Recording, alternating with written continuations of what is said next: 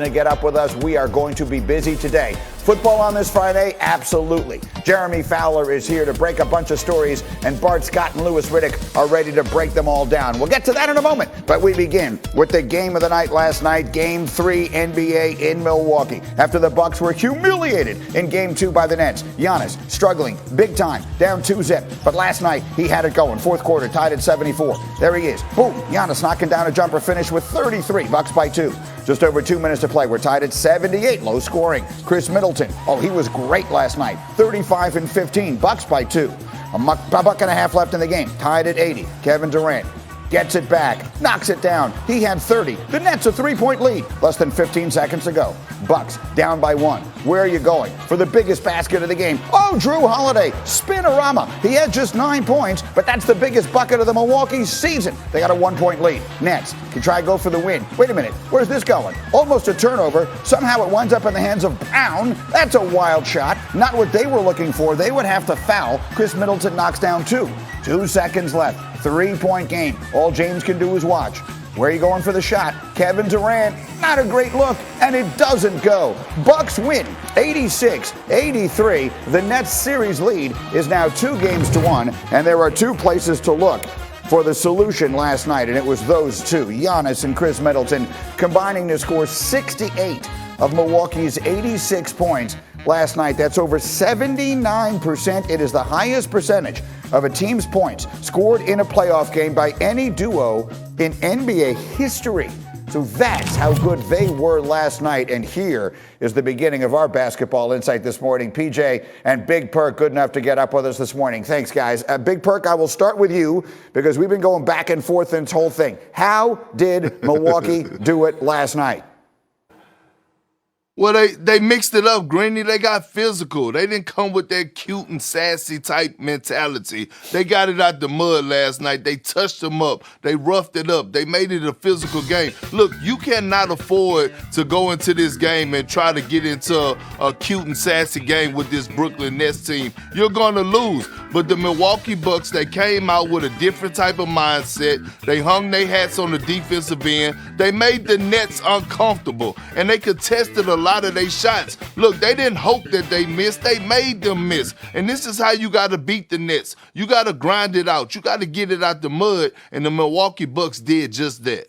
They did. And PJ, you said on this show yesterday that Milwaukee's defense, particularly at the 3-point line, was going to be the key. And they did the job last night. Mm-hmm. Is that the recipe? Can they ride that all the way to a huge comeback and winning the series?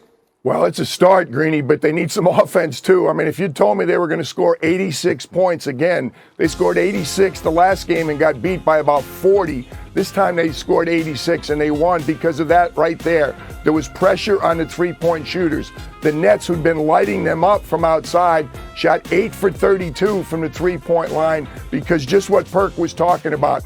They felt him. They were physical. They got into him. They made him work. Even the last shot right here, you saw P.J. Tucker working. Yeah, that's a huge step in doing that, but they need to make some threes themselves. Chris Middleton was 3 for 6, Greeny. The rest of the team was 3 for 25 from 3. Next time, I think Bud will try the 3-point line on both ends of the basket. There's the physical Giannis. We didn't see that.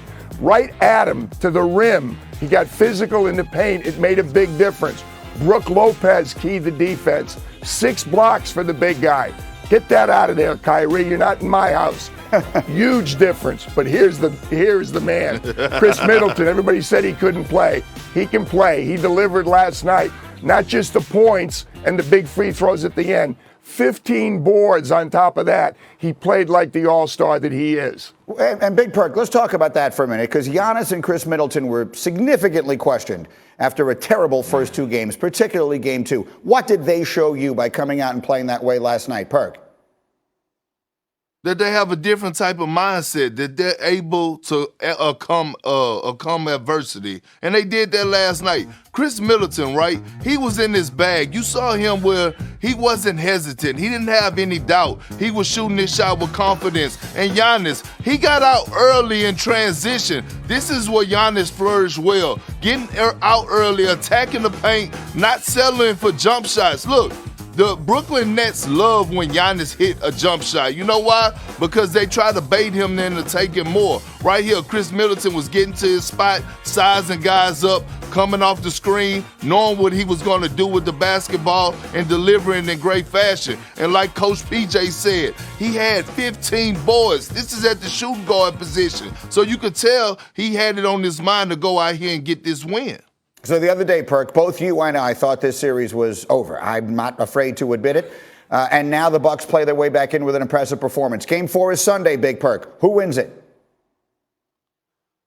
The Milwaukee Bucks is going to win it. But look, it's still TBD, Greeny, okay? To be determined. All right, look, I'm not putting my faith in Giannis. I'm not going there just yet. Kevin Durant is still the best player in this series, and he's still the best player in the world today. And Kyrie Irving is not going to shoot 9 for 22. I think the Milwaukee Bucks are going to shoot the ball better from 3. I think the crowd is going to rally behind the role players. I think P.J. Tucker is going to continue to be a force. He's going to knock down shots. I see the Milwaukee Bucks winning this game 4. What do you think, P.J.? I think they can win it. They just need to play offense. They need to defend the way they defended last night, and they need somebody else needs to make some shots, Greeny. They're not going to win with 86 points again, I don't think. We mentioned it. Drew Holiday had a quiet night, but he did have the big bucket on the spin move at the very end. Guys, stay close. We'll have much more as we continue here. Yeah, but how about this? So Chris Middleton finally gets back on track. He had a great first quarter. He and Giannis combined to score 79% of the Bucks' points. Well, that's what they should do. They did with the whole offense. I mean, especially Giannis. Giannis should have dominated the game the way he did, especially in the paint. I cringe when I see him outside the paint. Oh, yeah. And I understand the game of basketball has changed from the bigs. Bigs all want to shoot threes now. But when you are as dominant as he is inside the paint and have the size to be able to dominate the smaller opponent, that's what you do. I mean, he 6'11", whatever it is, with his wingspan taking him even higher. Mm-hmm. You just go down low and you just play bully ball, and to the point where I don't care if they take me to the foul line. Don't be afraid. Now, I would be afraid if he went to the foul line. Yes, he doesn't hit free throws. Very. Yes, you are afraid. But if they're fouling me because I'm in the paint and I'm going to the foul line, at some point I'm going to make a couple of those shots as he did late in the game. Yeah, he was 4 for 9. It's going to hurt him. And so that's the way I look at it. He goes for 33 points, 14 rebounds. That would be Giannis. And then Middleton gives you 35. And the most important part of it was his shooting. It was 12 of 25. Looked more like the Chris Middleton we've seen, as the Robin to Giannis's Batman all year long. And that's the important part. That 79% of the offense, by the way, is the highest of any duo in NBA playoff history. And there's some great duos you think about, right, that have been dominant in the NBA, and no one has ever provided that much of their team's offense. Do you know what that means? Those other duos have had better teams around them. Well, of course. Right? Like, I'm not impressed with this, to me. Anything that happens in the playoffs at this point, my question always becomes sustainability.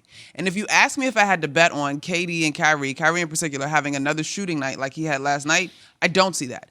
Can these two keep up 79% of this team's production, keep the Nets under 90, and get a win? Perfect storm. I don't see it happening 3 more times. Interesting. He hit perfect storm. Kyrie, 9 for 22, 2 of 8. Still had 22 points, but just wasn't the Kyrie that we saw in the first 2 games. And how about Joe Harris? 1 for 11 for the Nets. This is one of the best shooters in the game. He touched the Space Jam ball. 1 for 7. I couldn't figure that one out. He touched the Space Jam ball. His powers are temporarily gone. We got to get him together. That 1 for 7? Y'all was 1 for 8. This is Straight Talk, brought to you by Straight Talk Wireless. So, again, Monica kind of touched on it. After this, while we were watching it, and Key, I texted you and Jay during the game, and I said, it was 30-9 at one point? 32-11 was the first quarter score. I didn't trust it. I'm not trusting what I see out of the Bucks here at all. And sure enough, it was a 2-point game at halftime, and the Nets actually had to lead late in the game and could have won the game. So did the Bucks get back in the series, or was this just like the Celtics series for the Nets? Bad game. In Game 4, they'll be that team that we expect much to like see. Monica said, you can't depend on the Nets shooting woes, especially Kyrie, continuing Game 4. So I don't think that they got back in it like that. I think it's still going to go back to Brooklyn for Game 5 at 3-1. I mean, that's just what I could see. Right. And so in the end, a bad inbounds play Woo, talk about it. Oh my God, cost the Nets the game, essentially. terrible play. I mean, it just, for whatever reason, whoever designed it, whatever, the The ball inbounds play, Yeah, not the design. the The side actual out. pass. The Yeah, actual it was, pass. It was the side out that Get was it together. was a dribbler to the other side of the court.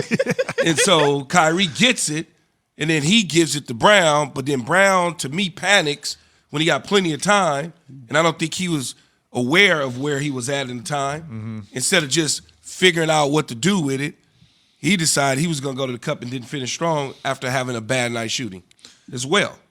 The whole thing fell apart. But but the Drew Holiday play, and Drew didn't have a great game.